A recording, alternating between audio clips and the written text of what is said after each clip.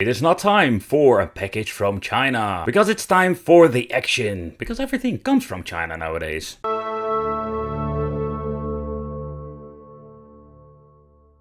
Hey, welcome back to the channel. It's time for the action, because we're going to take a close look here at the Package from China channel for action products, because actually these things all come from China.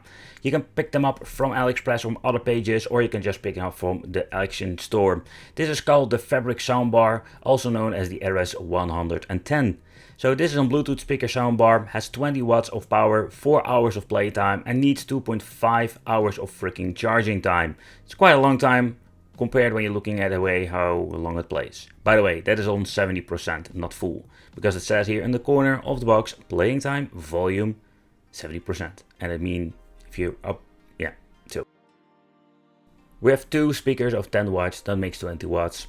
Then of course Bluetooth version 5.0, and the wireless distance is around 10 meters. The other side we're going to find more information, for example battery capacity 2400 milliamps on 3.7 volts, charging time 2.5 hours, playing time 4 hours at 70% volume, so if you're going to lower it you have more playing time even. Then we're having the option to implement an aux in, and it's just a Bluetooth speaker. So that's basically the option that we're getting for connecting the device itself. I've reviewed all kinds of product when it comes to the action, especially the sound bars. I really love these things, and they are sometimes surprisingly good when it comes to the overall audio quality. So that's the question, how are we going to get? We need to cut it all open, simply because these things are glued all the way, man. It's absolutely a nightmare.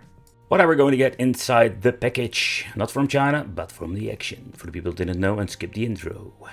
Okay, so the first thing that we're going to get is the manual, the toilet paper deluxe manual, like I was saying. Thank you for choosing Roseland. Yeah, and what you're going to get actually is nothing of an information, just quick the specs again, and just to give you an overview, what are the function keys. That's it, that's the only thing we're going to find. Ooh, they are going to be having a very nice thing going on here with the packaging. We're only having cardboard, no plastic, fantastic. Then we're having the charging cable, that is a very long Type-C cable. Back in the day we got these like very tiny, like horrible cables. We're not going to get those anymore, or at least not with this one. The soundbar is not your typical soundbar for, let's say, 50 or even 70 centimeters. This is going to be a very tiny one. You can maybe put it underneath your monitor. So yeah, the connections, unfortunately there's no micro USB that we have seen before, or USB, so we can plug in a thumb drive. We do have an on and off switch over here, and that's the only thing that we're going to get with the connectivity. I find it a little bit of a bummer, to be honest. I do like these fabric speakers, by the way, they look kind of cool. On the top we're going to get our 4 micro switch buttons, and underneath we're going to get some rubber feet for giving this thing some grip.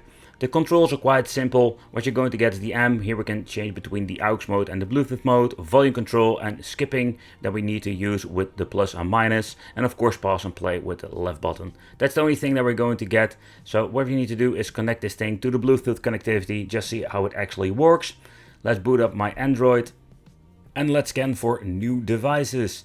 Oh man, I need to clean up the freaking list. Look at all the stuff that I had. So the LED is indicating that it's going to be searching. Then we're going to this very strange number, but it normally changes back to the name of the Bluetooth speaker. And it will take a couple of seconds. And there we go, Roseland RS110. And that's it.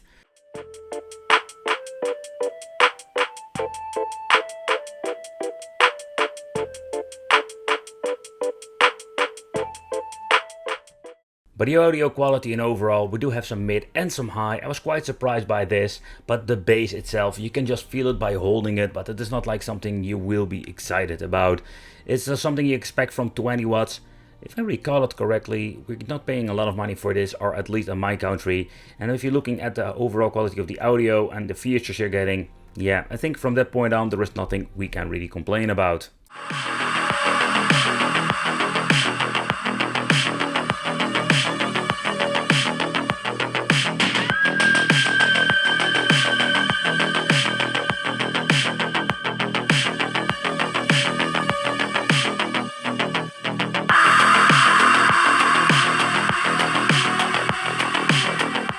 All this time, the testing, I was doing it on Bluetooth connectivity. I just wanted to check out what I actually go to get with the jack phone, and I can tell you most of the time I'm not super excited. First, I did notice in the past with some of the Bluetooth speakers that the audio wasn't that loud with the Bluetooth connectivity, or not that clear with the Bluetooth connection. And overall, and not to forget, we're going to get this cheap, very annoying short cable with it. Beside that, I did pick up a new phone and it didn't even have aux mode. So I do wonder why they even implement this. At least like remove the aux and get yourself a micro SD. I think that would be more convenient. Let me know in the comment what you think.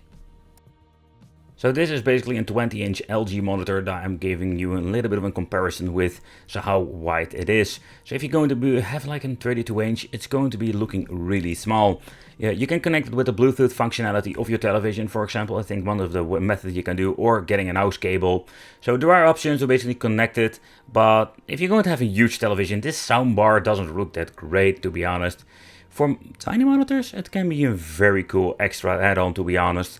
Think about if you're having a cool monitor and curve whatsoever, and you just want to have an extra audio speaker, because some of the speakers are removed from the monitor itself.